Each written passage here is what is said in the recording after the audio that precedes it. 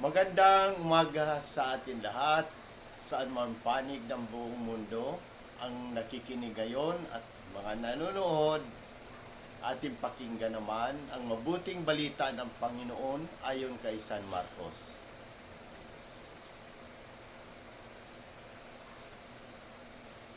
Noong panahong iyon, isa sa mga eskriba ay lumapit kay Jesus at nagtanong, "Alin pong utos ang pinakamahalaga?" Sumagot si Jesus, "Ito ang pinakamahalagang utos. Pakinggan mo, Israel, ang Panginoon na ating Diyos, siya lamang ang Panginoon. Ibigin mo ang Panginoon mong Diyos ng buong puso, ng buong kaluluwa, ng buong pag-iisip, at ng buong lakas. Ito naman ang pangalawa. Ibigin mo ang iyong kapwa gaya ng iyong sarili. Wala nang ibang utos na higit pa sa mga ito." "Tama po, guro," wika ng eskriba. "Totoo ang sinabi ninyo. Iisa ang Diyos at wala nang iba liban sa Kanya. At ang umibig sa Kanya ng buong puso, buong pag-iisip at buong lakas, at ang umiibig sa kapwa gaya ng kanyang sarili ay higit na mahalaga kaysa magdala ng lahat ng handog na susunugin at iba pang mga hain." Nakita ni Jesus na matalino ang kanyang sagot, kaya't sinabi niya, "Malapit ka nang mapabilang sa mga pinagharian ng Diyos." At wala nang manangahas magtanong kay Jesus mula noon. Ang mabuting balita ng Panginoon. Pagnilayan natin bilang Romano Katoliko, sa Ebanghelyo ngayong araw, ipinapakita ni Jesus ang sentro ng kanyang aral sa pamamagitan ng dalawang pinakamahalagang utos, ang pag-ibig sa Diyos at pag-ibig sa kapwa. Ang eskribang nagtanong kay Jesus ay naghahanap ng malinaw na gabay sa napakaraming mga utos na nasa batas ng mga Hudyo.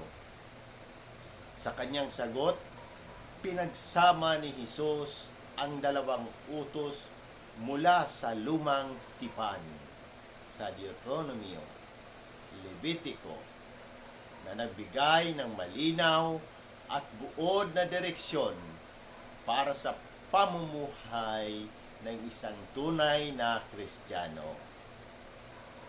Pag-ibig sa Diyos. Ang unang utos ay tumutukoy sa ganap na pagmamahal sa Diyos ng buong puso, kaluluwa, pag-iisip at lakas. Ipinapaalala sa atin ito ng ating pananampalataya ay hindi lamang isang bagay na nasa isip o salita, kundi dapat ito ay makikita sa ating buong pagkatao at buhay. Ang Diyos ang dapat na sentro ng ating buhay at lahat ng ating ginagawa ay dapat nakatuon sa Kanya. Pag-ibig sa kapwa. Ang ikalawang utos ay kagaya ng una. Mahalin ang kapwa gaya ng pagmamahal sa sarili.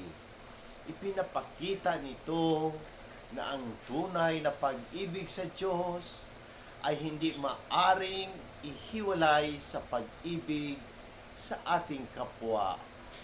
Ang ating pananampalataya ay dapat na magbunga ng pagmamahal at malasakit sa iba, na siyang konkretong pagpapakita ng ating pag-ibig sa Diyos.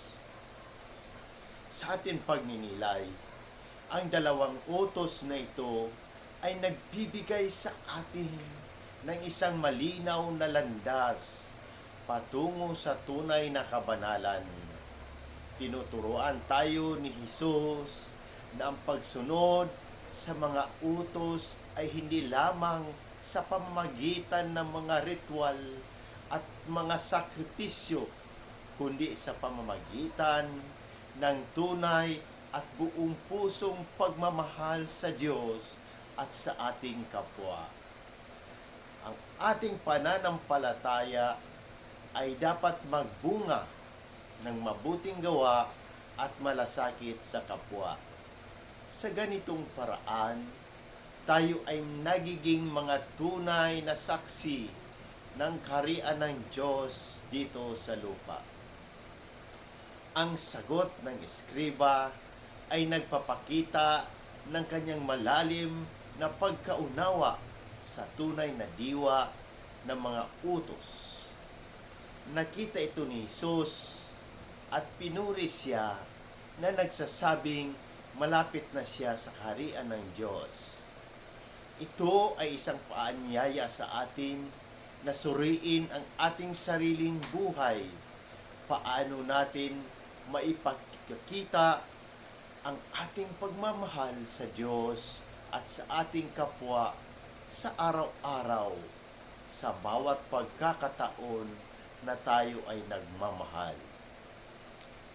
Tayo ay nagiging malapit sa kaharian ng Diyos.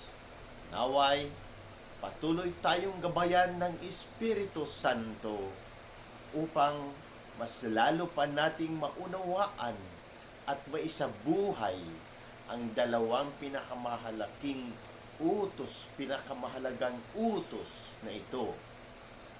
Sa ganitong paraan, tayo ay maging tunay na mga alagad ni Kristo na nagmamahal at naglilingkod sa Diyos at sa ating kapwa. Amen.